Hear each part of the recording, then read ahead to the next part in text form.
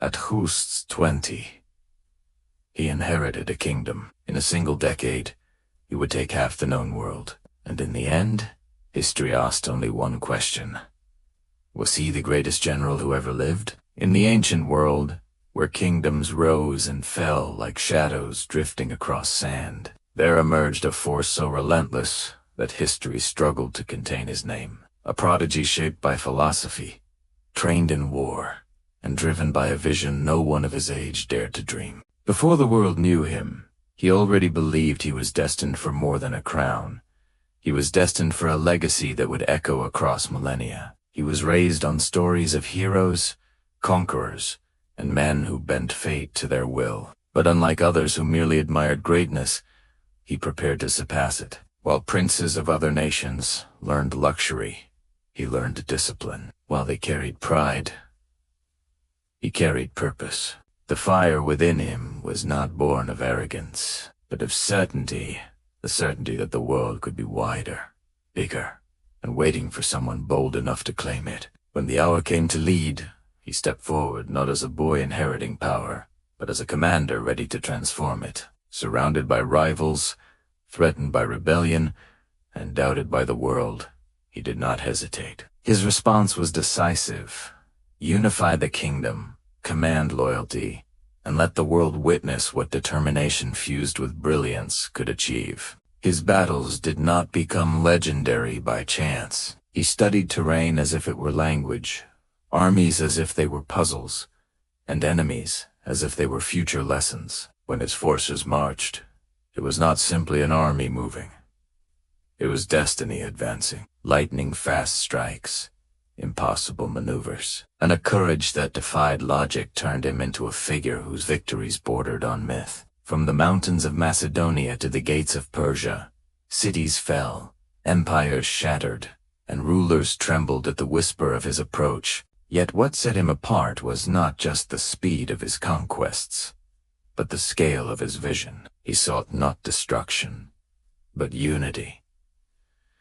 Blending cultures, ideas, and peoples into something the world had never seen before. But with every victory came a deeper question.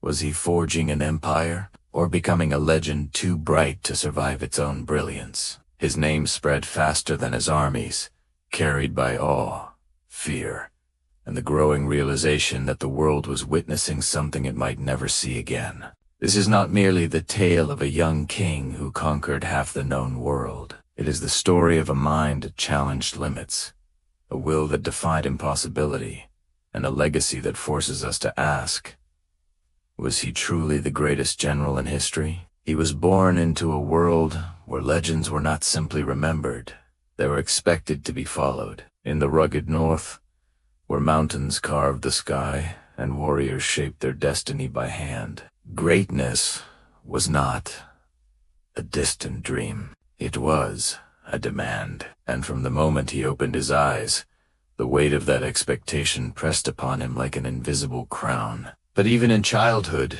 he carried something different, something unmistakable, an intensity that did not belong to a boy, but to a conqueror in waiting. His earliest memories were not of softness or comfort, but of discipline. While others played beneath the sun, he trained beneath the stern gaze of men who understood war better than peace. They watched him with a mixture of caution and curiosity. There was a sharpness in his questions, a hunger in his eyes, as though every lesson was merely a stepping stone towards something only he could see. He did not speak of childish dreams, nor did he move with the uncertainty of youth. Instead, he observed the world with a seriousness that unsettled even seasoned warriors. It was as if he sensed his life would not be ordinary. His mother whispered to him stories of ancient heroes, men who faced gods, monsters, and armies without fear. But within him, these stories did not remain legends. They became standards. He refused to admire greatness from afar. He demanded to rise toward it. While others were content to listen, he questioned how those heroes thought, how they strategized, how they conquered. He treated mythology not as fantasy, but as a blueprint for destiny. And then came the tutor, who would shape his mind as sharply as the sword shaped his hand. A philosopher whose intellect soared above kings, whose understanding of the world extended beyond the horizon. Under this man's guidance, the young prince learned not only how to command, but why men obey. He learned not only how kingdoms rise, but why they fall. He learned to see the world not as it was, but as it could be. Ambition, once a spark, became a flame under this tutelage. For the first time, he recognized that greatness was not bestowed by birth or fate. It was carved, disciplined, and earned. He trained relentlessly, pushing his body with the same ferocity he used to sharpen his mind. Every bruise became a lesson, every failure a challenge. His father, a war-hardened ruler who respected strength above all, watched him with growing approval. But approval was never enough for the boy. He wanted recognition. He wanted respect. And, most of all, he wanted to prove that the blood running through his veins was more than royal lineage. It was potential waiting to ignite. His first tests came early. As a youth, he was granted responsibilities meant for men twice his age. But rather than falter, he rose. While grown commanders hesitated, he acted. While others feared consequences, he calculated outcomes. Every decision he made revealed something undeniable. He understood leadership not as power over others, but as the courage to move when others stand still. He trained with the cavalry, riding not as a royal figure pampered by guards, but as a warrior among warriors. Dust clouded his vision, sweat soaked his armor, and yet he thrived. His horse became an extension of himself, moving with him as though guided by instinct rather than reins. There was a moment he would never forget. When he tamed a beast, no one else dared approach. While others fled its fury, he stepped closer, whispering to it, understanding it, mastering it. And when he rode away atop the creature that had nearly killed seasoned men, every eye in the field turned toward him with newfound awe. It was the first glimpse of what he would become, a master of the impossible. But his greatest lessons were not learned in training grounds. They were learned at his father's side. As the old king expanded his territory through cunning and brutality, the young heir watched every alliance formed, every betrayal punished, every battle won by strategy rather than size. His father showed him that a kingdom was not built on borders, but on loyalty. Not maintained by fear, but by respect. Not secured by armies alone, but by vision. And the son absorbed every detail, every word, every mistake. He would one day surpass the father not by rejecting his teachings, but by elevating them. Then came the political storms, court conspiracies, fractured loyalties, jealous nobles who feared the rising brilliance of the young prince. But instead of shrinking, he thrived. Politics became a second battlefield, where he learned the art of silence, the power of observation, the value of patience. He spoke less, listened more, and understood sooner than anyone that enemies could be defeated without drawing a sword. Every whisper in the halls taught him who he could trust. Every hidden threat hardened his resolve. He learned that the world of men was as complex and dangerous as any battlefield, and he navigated it with a skill that belied his age. By the time he reached manhood, he was no longer just a prince. He was a weapon, forged in the fires of discipline, philosophy, and political intrigue. He was a commander who had earned the respect of veteran soldiers, a strategist who had learned from the greatest minds of his time, and a leader who understood the delicate balance between fear and loyalty. The world saw a young heir to a northern kingdom, but what they failed to see was the force of nature building behind his eyes. A storm was gathering, one that would reshape the map and redefine the very meaning of conquest. The boy who was told stories of heroes was now ready to become one. The world was not prepared for what was coming. It was not prepared for him. Thank you so much for watching. If you're fascinated by the lives of history's greatest figures, be sure to subscribe and hit that notification bell. We have many more stories to share. Until next time, stay curious. Through these trials, something profound took shape within him. He began to believe that the world was larger than the boundaries of his homeland, that the horizons were not limits, they were invitations, that beyond every sea, every mountain, every empire, lay another challenge waiting for a mind bold enough to claim it. He was no longer content to inherit a kingdom. He wanted to create one. He wanted to reshape the world in the image of his ambition. The fire that had once flickered in his youth now blazed like a rising sun. Those around him began to feel it, the weight of his presence, the certainty of his purpose, the quiet force of a destiny forming before their eyes. They saw not a boy, not a prince, but a leader in the making, a force whose footsteps, though still young, already sounded like echoes of history. And as the world shifted toward turmoil, as kingdoms prepared for war and empires trembled under their own weight, the moment approached when that fire would finally meet opportunity. The prince who had once listened to legends would soon become one. The moment arrived not with celebration, but with tension thick enough to fracture the strongest of empires. The throne that had once seemed distant now stood before him, trembling under the weight of uncertainty. The old king was gone, and with his passing came a storm of rivals circling like vultures. Generals questioned the right of a youth to command. Nobles whispered doubts behind polished doors. Foreign powers watched eagerly, waiting for weakness, expecting collapse. But weakness was a language he never learned, and collapse was a fate he would never allow. He stepped into power, not with hesitation, but with precision. The fire that had shaped his childhood hardened into resolve. He saw the kingdom fractured, loyalties scattered, alliances broken like shards of glass. Yet he also saw opportunity, the chance to build unity, not through fear, but through undeniable brilliance. Where others had crumbled under similar burdens, he thrived. The first challenge came swiftly.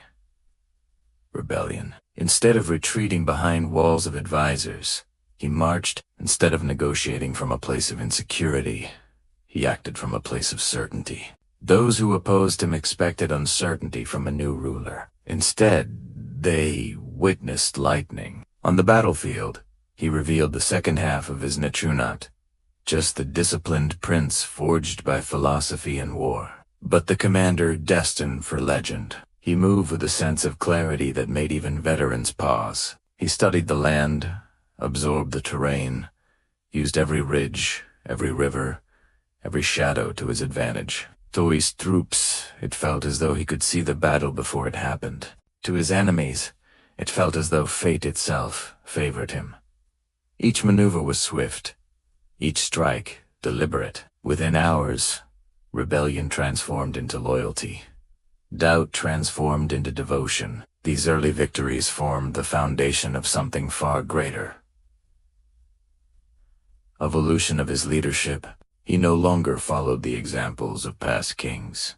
He surpassed them. He made decisions that defied tradition, guiding his armies not through rigid formations but through creativity and adaptability. He understood his men, spoke to them not as distant royalty, but as a leader who shared their hardships. In return, they offered more than obedience. They offered faith. They marched for him not because they were ordered to, but because they believed he would lead them through fire and bring them out victorious. News of his successes spread like wildfire. Neighbors who once planned to invade now hesitated. Generals who doubted now pledged loyalty. Yet with every triumph, the world became sharper, more dangerous. A larger force loomed, an empire whose power had long overshadowed the region. Its armies were vast, its history long, its kings accustomed to seeing smaller nations bow, but he saw no reason to kneel.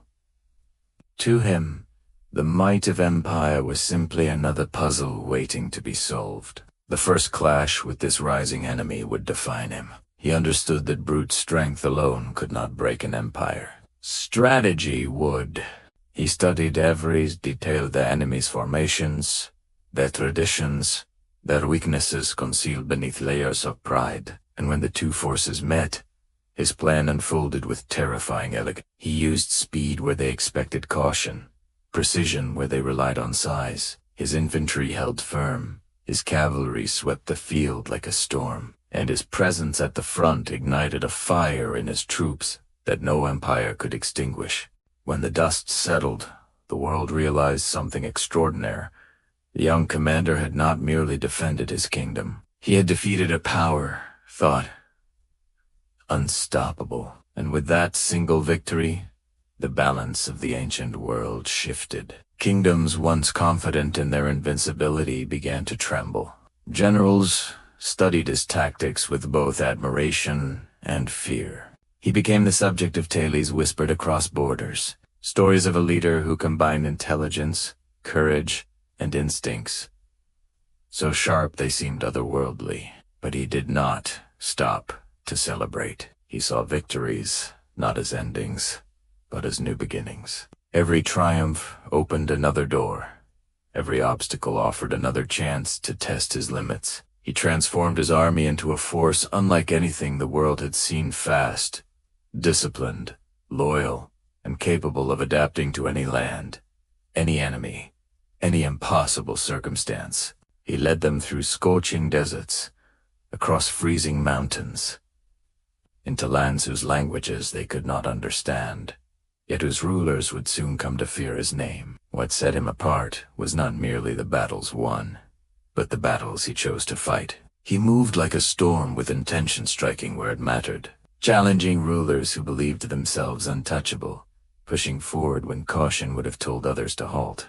For him, conquest was not just expansion, it was expression. It was the manifestation of the fire that had burned within him since childhood. That fire demanded movement, demanded challenge, demanded the reshaping of the world. Every campaign became a lesson in genius. He learned to turn the impossible into the inevitable. He could take an army exhausted from weeks of marching and inspire them into victory with nothing more than the confidence in his voice. He could look at an enemy formation and predict its collapse before the first arrow flew. He could transform defeat into triumph through sheer force of will and strategic brilliance. His men began to believe that as long as he rode with them, nothing was beyond their grasp. And as he pushed farther, crossing borders once considered unreachable, the scale of his ambition unfolded. He did not seek to conquer merely for power or glory. He sought to create something larger than any kingdom before him, a world united under his vision. A tapestry of cultures woven into a single destiny. The ancient world, divided by centuries of war and tradition, had never witnessed such audacity. He moved with a sense of inevitability. Cities resisted, then surrendered. Kings challenged, then bowed. Armies stood firm, then shattered. Every step he took reshaped geography, politics, and history itself. What began as a prince, solidifying his throne, evolved into a force redefining the limits of human achievement. And as his empire grew, so did the myth surrounding him, the man impossible to defeat. The commander who led from the front, the mind that understood war as if born for it. Yet behind the myth remained the same fire, the same certainty, the same relentlessness that had burned in the boys stuck in legends and demanding to surpass them. The world did not yet know it, but it stood on the edge of an era that would change everything, an era shaped by a leader whose footsteps had begun in the mountains and would soon echo across continents. Beyond the horizons of our known world, there lies a story of courage so immense it feels like legend. This is the tale of a journey that began as a mission to unify a small kingdom, but soon spiraled into an unbroken quest, testing the very limits of what a human being could accomplish. It's a story driven by purpose, discipline, and an absolute, unshakable belief in oneself. Imagine this. A vast, unknown land stretches before you. Every mile forward is a step into uncertainty. But for this man, each new frontier was not a cause for hesitation.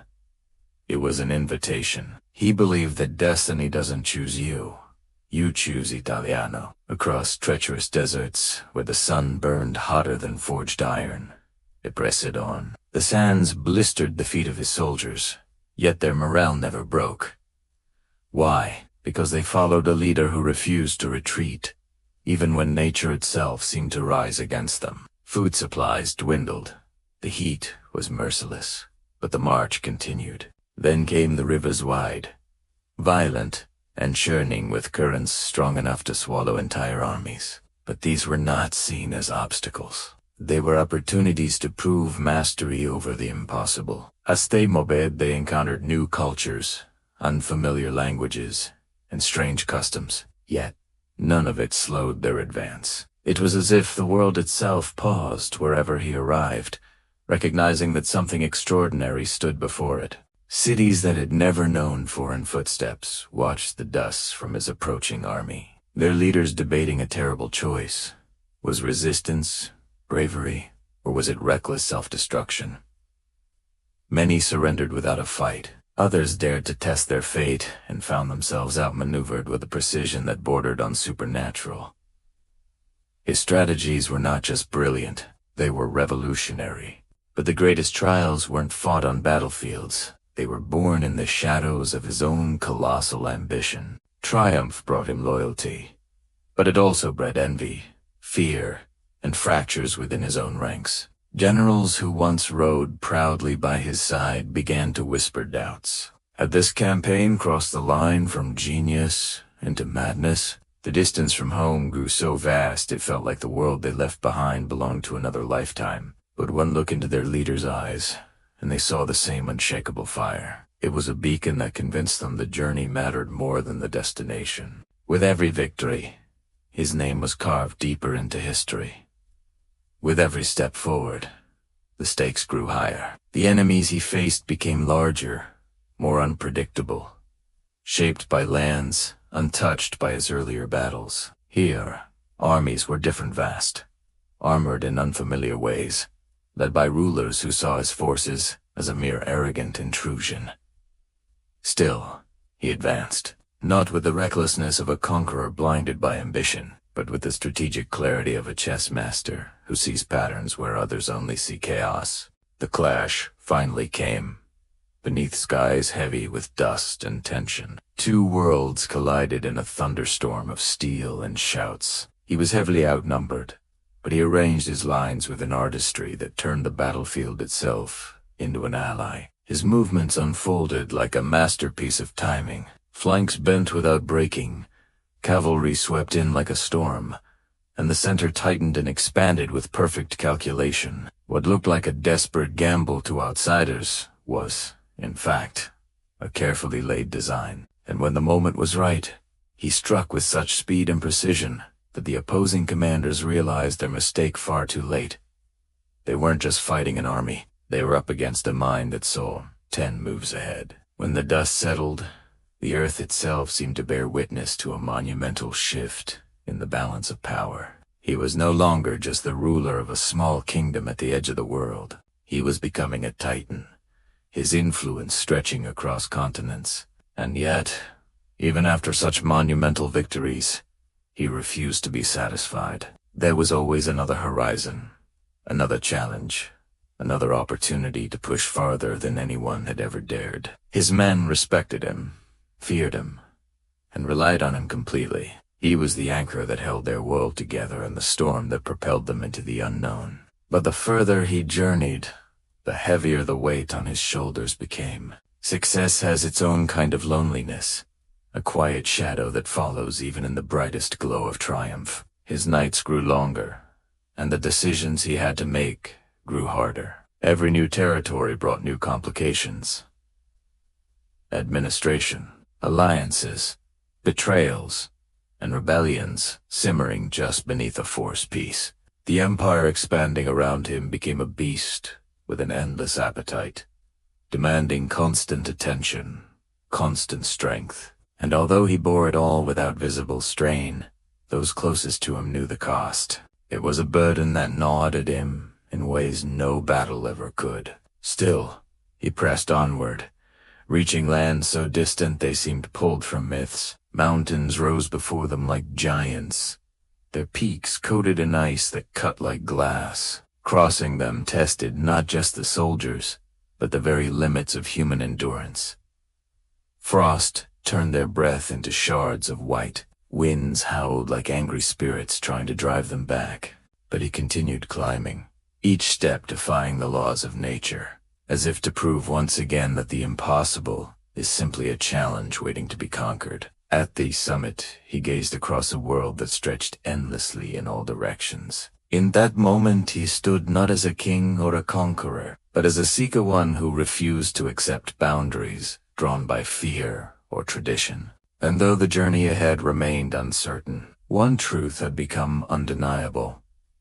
He had transformed not only the lands he touched, but the very idea of human potential. In the wake of his footsteps, the world had grown wider, braver, and more aware of the staggering heights one individual could reach when fueled by a bold vision and a relentless will. His legend grew, not just from the battles he won or the vast territories he claimed, but from that unwavering belief that destiny belongs to those willing to chase it to the very edge of the earth. In the end, his story is more than a chronicle of campaigns, victories, or empires. It's a testament to the power of a single will, unyielding, restless, and impossibly ambitious. He showed the world that greatness is never handed down by fate. It is carved through discipline, sharpened through adversity, and proven on the long, hard road of impossible trials. Every mile he crossed, every battle he fought,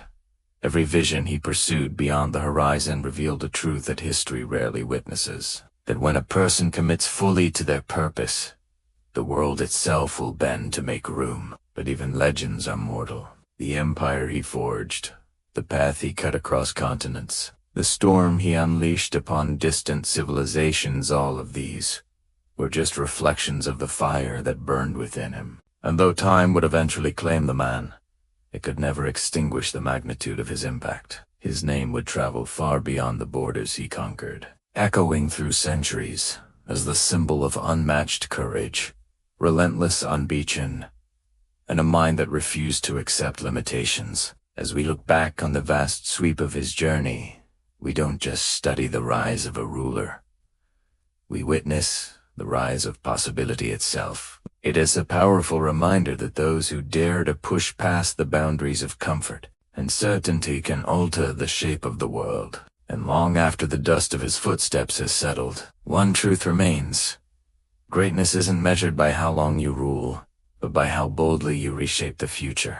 Thank you for joining us on this epic journey. If you were inspired by this story, don't forget to like, subscribe, and hit that notification bell for more content that explores the limits of human potential. See you next time.